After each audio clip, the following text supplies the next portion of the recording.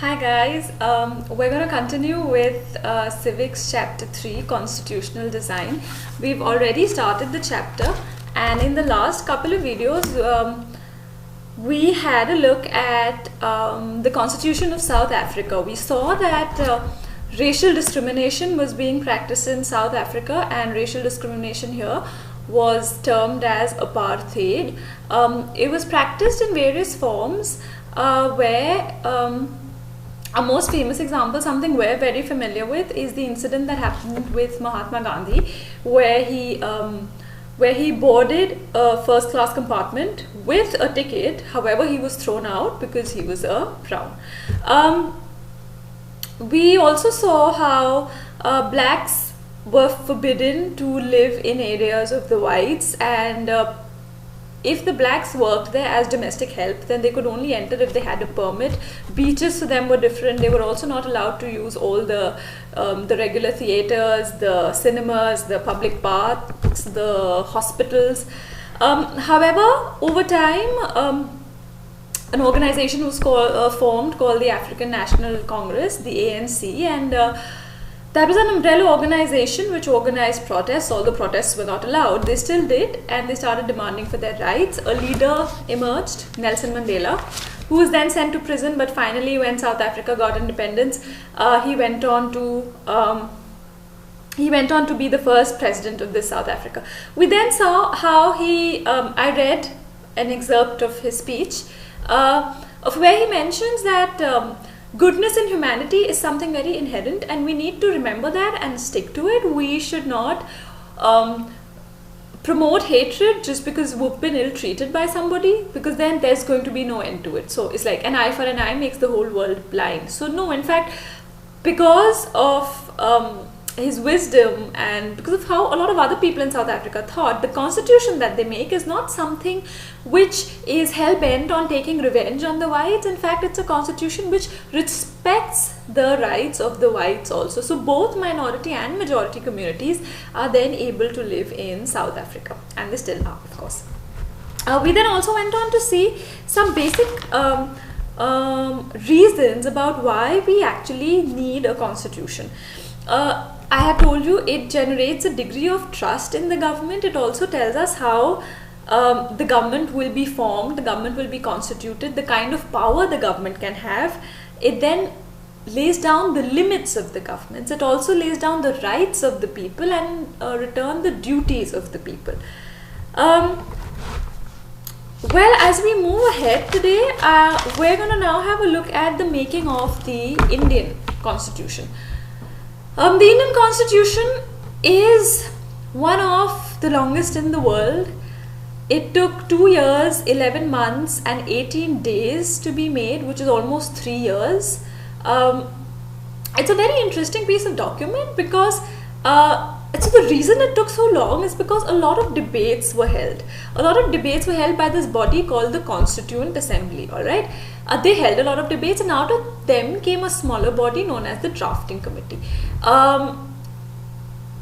They are the ones who drafted or wrote the constitution. Now, the reason the constitution took so long to be made is because a lot of debates took place as to how future India would need to be governed, because we're not just a big country, but we're a big country with a lot of differences, different languages, different cultures, different religions, different beliefs.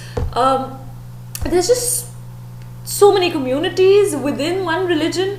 There's just so many things that can actually separate us and make us not want to be together with each other, and that is why the constitution had to be very nuanced. They had to think of everything and then see that we should have those kind of laws which enable everyone to live together at an equal status with each other. Alright, that is why today we have rule of law, which means in front of the eyes of the law we are all equal, irrespective of especially class status, and then irrespective of course of religion or gender.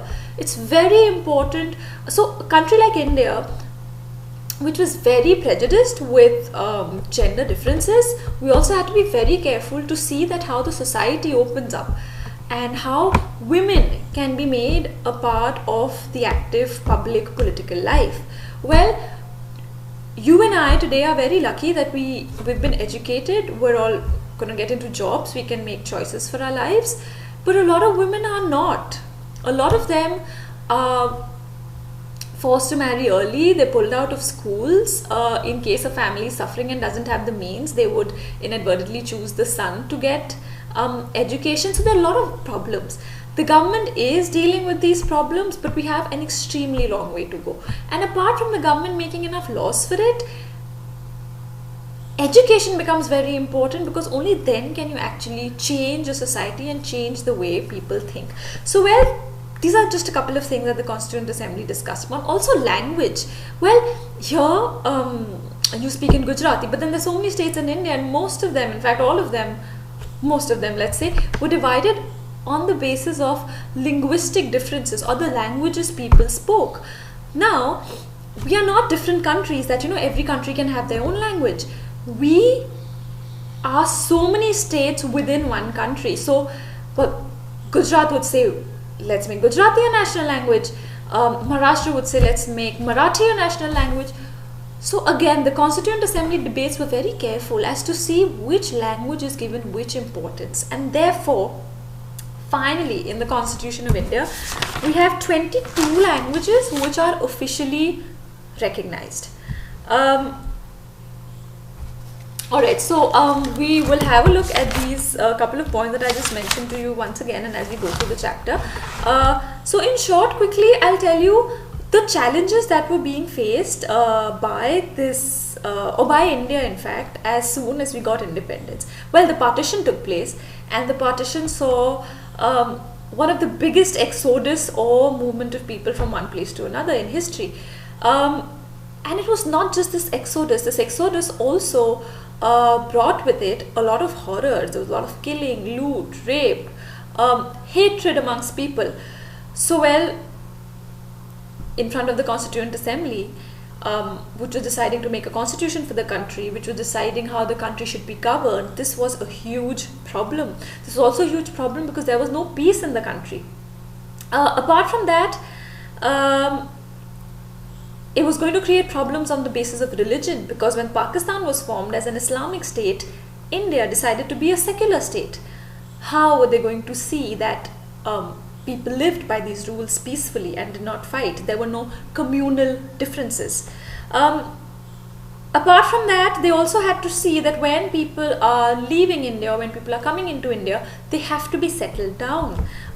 Arrangements have to be made for them, jobs, livelihoods have to be created, living spaces have to be made. How were they going to do all of this? And of course, and apart from that, when the British left India, there were princely states in India. Now it was up to the princely states to decide whether they wanted to be a part of India or Pakistan or remain independent. But India could have not become one country if a lot of princely states decided to be independent. And so, under the leadership of Sardar Vallabhbhai Patel, the instrument of accession was signed. It's not really in your syllabus yet, so I will not go into the details. But basically, this was where the princely states decided to join the Union of India. But again, before they joined the Union of India, the Constituent Assembly had to figure out how are they going to convince these princely states to become a part of India and not fragment it. So these are the couple of problems which are huge that were being faced before the Indian Constitution was made.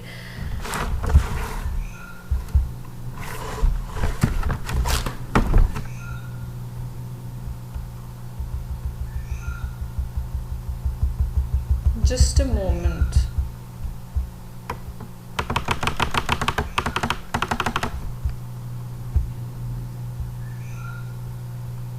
Okay, I'll continue with the rest in the next video. I will then have a look at the path to the Constitution. Thank you.